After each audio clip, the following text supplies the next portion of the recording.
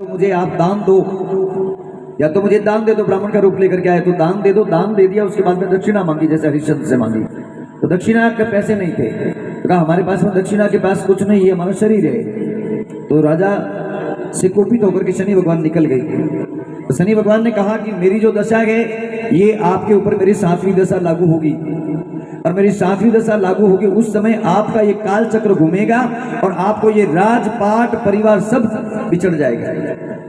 तब ये हुआ और शनि भगवान की 7वीं दशा राजा चंदन पर लागू हुई और इंद्र भगवान का प्रकोप हुआ, और इंद्र भगवान के प्रकोप से नदियां आ गई और राजा चंदन मेलागर के नगर में बाढ़ आ गई। बाढ़ के अंदर राजा मेलागर नदी के उस तीर रह गए, रानी मेलागर इधर आ गई, और शायर नीरसर के बच्चे वे तीनों ही अलग रह करके निकल गए।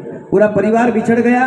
बिछड़ करके नदी के किनारे बहते बहते रानी मेलागर आई, जहां पर एक कुमार भाई था जो कि मटके बनाने के लिए गधों के ऊपर माटी लेकर के आता था।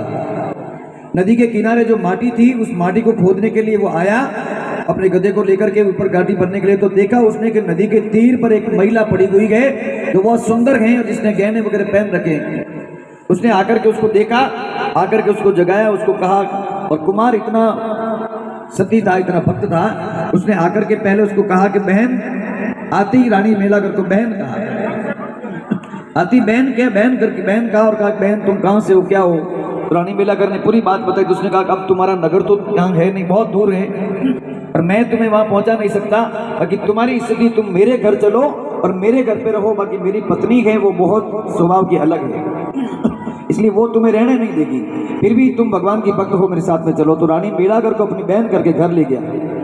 रानी मेलागर बहुत सुंदर थी, तो जब कभी वो चाक लेकर के मटकी बनाने बैठता तो रानी मेलागर साथ में बैठ करके उसका काम करती।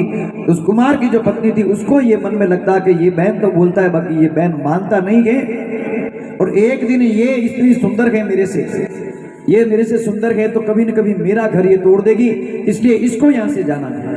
अब उसको निकालना कैसे। कुमार एक दिन माटी लेने के लिए गया है उधर बाहर, और इधर गांव में विणज करने के लिए विणजारों की टोली आई।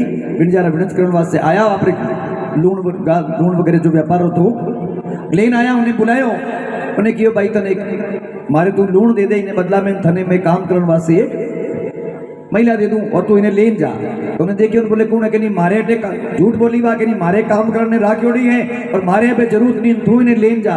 तो बिनजारो देखियो कि बहुत सुंदर है यार, और अगर इन्हें ले लो अगर मारे अटे रही तो कम मारो काम भी करी, और मारे डेरा में रही तो मारे डेरा रो भी फूट रो लागी। पर वो पूछियो तो जाते जाते कुमारी कह दियो कि देख इन्हें लेन तो जावे, बाकी जब तक अटू बाहर नहीं निकले जब तक खोल जे मती तारी गुणी रे महीने बंद कर दे।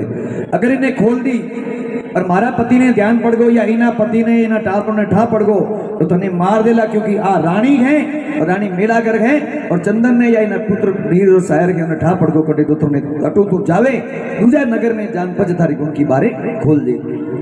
जब वो कुमार उठो गदार मते गुण लाद चलियो गए और नगर में बारे जो ही निकलन लागो, और संध्या हो गई सामरो समय तो, और रानी मेला करो सामरो माला सुबह सामरो माला रो सिस्टम करियोड़ो माला फेरीने संध्या री टाइम हुई, और जीवा ठंडी ठंडी हवा अंधेरो लागो और गुण की रमाईने। तो रानी मेला करूं गुण रे मई बोली कि बिनजारा अबे तुम थोड़ी देर बारे काट दे भाई, थारे अगर वो नगर तो वो भी लारे रह गियो और मारे भी सामरी टाइम देगी, मैंने 2 मिनट वासे गुण ने खोल मुंडो खोल दे और बारे काट दे। उन समय आ बात हुई और पूरी बात भजन के माध्यम हुई इन प्रकार। तो ये सत्य बात है, और आज भी लोहाना नगर इस बात का गवाह है। आप भीनमाल के पास में कभी जाओ, भीनमाल के पास में लोहाना नगर बसा हुआ है, जसवंतपुरा सुंदा माता के पास में लोहाना नगर है। आज भी वो राजा चंदन की राजधानी है, उसका पुराना अवशेष आज भी वहां पर है। तो ये जो कई लोग कहते हैं कि हमारे सनातन धर्म, तो ये सनातन धर्म की बहुत एक ऐतिहासिक बातें हैं जिनको समझना करना ये बहुत ज्ञान की बात है, और इसको समझने के लिए बहुत अंदर जाना पड़ता है। आप लोग बैठे सुन रहे हैं तब ये, बाकी तो हमारी मजबूरी होती है। रजबे कह रहे हैं हमें मजबूरी थी।